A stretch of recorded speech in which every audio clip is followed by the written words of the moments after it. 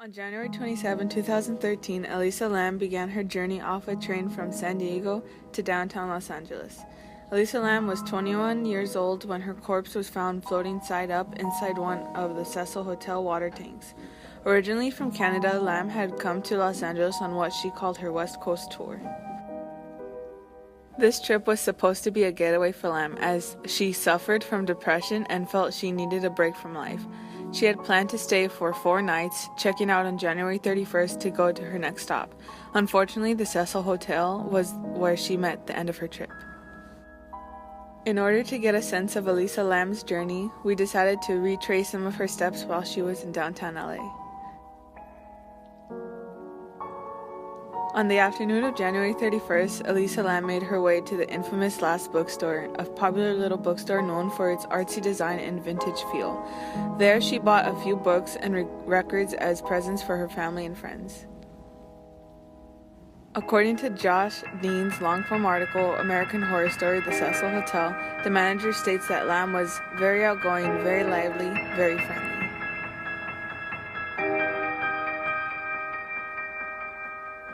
That same day, Elisa made her way back to where she was staying at, the Cecil Hotel. She was last seen in the hotel's lobby. After that, the events that followed are some that cannot be simply explained. It wasn't until a week later, on February 6th, that the LAPD held a press conference for Lam's disappearance, asking if anyone from the public had any information, as her disappearance was suspicious and foul play was suspected. Her family described how they became worried as her contact simply stopped, which was very unusual for Lam.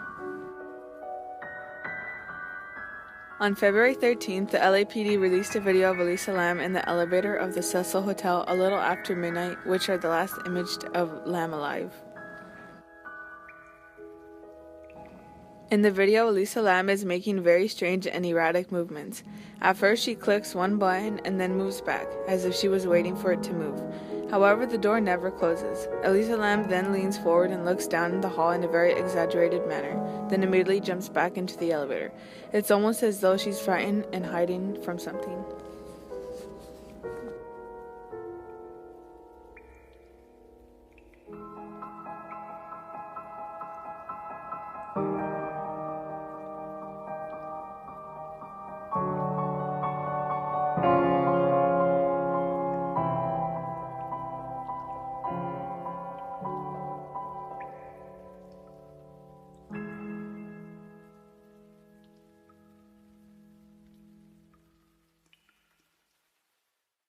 She then goes back out of the elevator and starts going in and out repeatedly. Her behavior gets increasingly strange as she begins to click all the buttons on the elevator. It then gets really weird as she starts making strange gestures and hand movements. It's as if she's talking to someone, but no one else is ever seen. She then leaves and is gone from sight forever.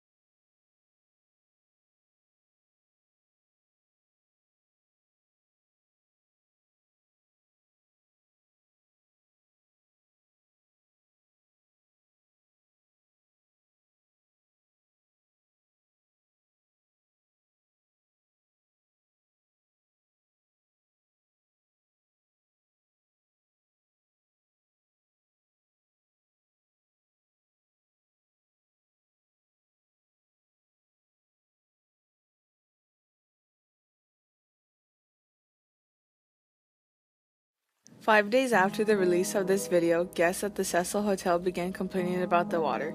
Apparently, the water pressure was low, strange liquidy things were coming out of the taps, the water had turned a dark color, and it had a funny taste.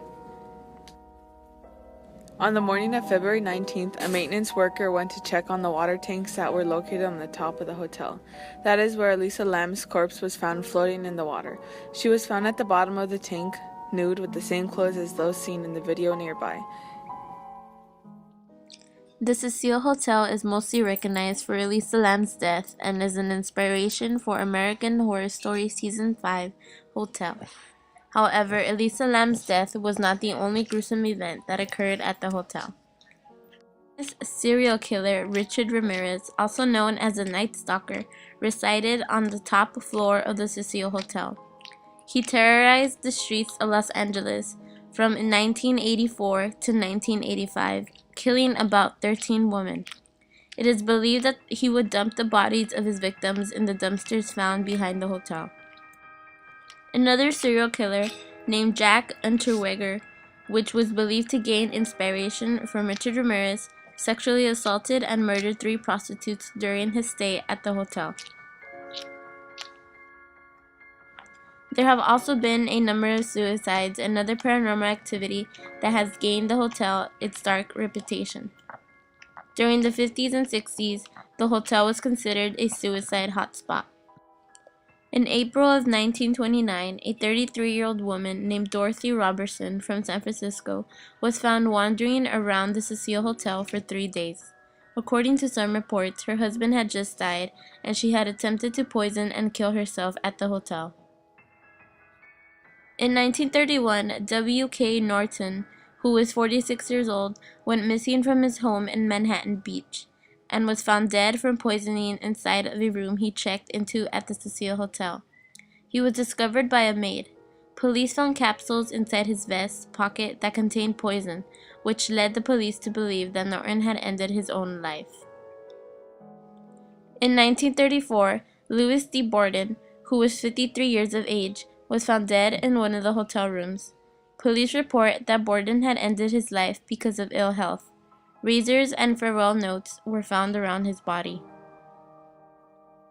In 1962, a young woman plummeted to her death from the 9th floor on a Friday night, killing an elderly man who was walking by below.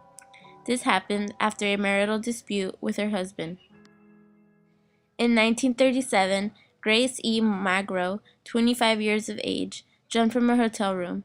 Her partner, M.W. Madison, who was a 26-year-old sailor of the USS Virginia, was sleeping at the moment of the incident and could not come up with a reason as to why she did it.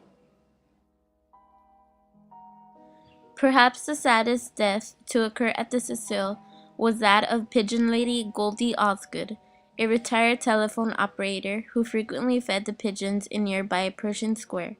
In 1964, Mrs. Osgood was raped, stabbed, and strangled in her room at the Cecile, her body found next to the Dodger baseball cap she always wore in a paper bag of feed. In order to see how the hotel really was like, we decided to make the 5-minute journey from the last bookstore to the Cecile Hotel, the last place that Elisa Lam was alive. Because of its dark past, the Cecile Hotel was renamed Stay on Main in an attempt to keep up an image. Some parts have also been remodeled since then. Walking into the lobby, one would be surprised at how elegant and expensive everything looked. It had a very Great Gatsby vibe, where no one would suspect any murders having taken place.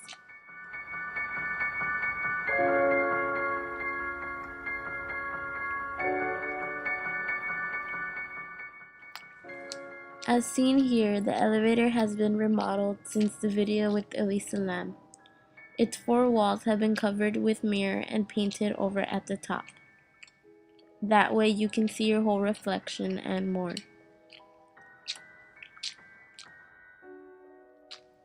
The buttons that Elisa Lam pressed in the video, however, still remain here exactly as they were.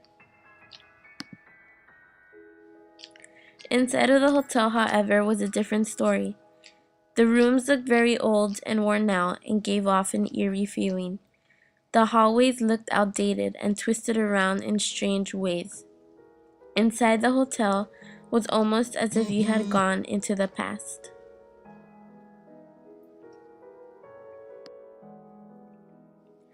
Our friend Henry mustered up the courage to taste the water at the hotel. He stated that it was warm and tasted like death. also known as the usual tap water in Los Angeles. These are the stairs that lead to the roof of the hotel, which is where the water tanks are located.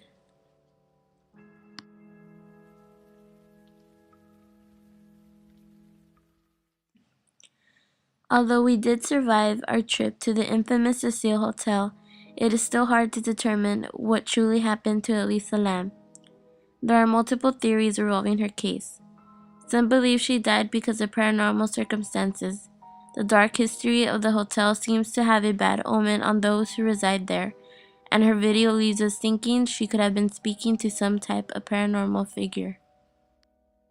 There is also the belief that Elisa Lam was delusional and mentally ill, possibly even under the influence of drugs. Her reason to be on the trip was associated with her depression, which could raise some questions about her state of mind. However, no drugs were detected in her biopsy, and her family claims she was okay.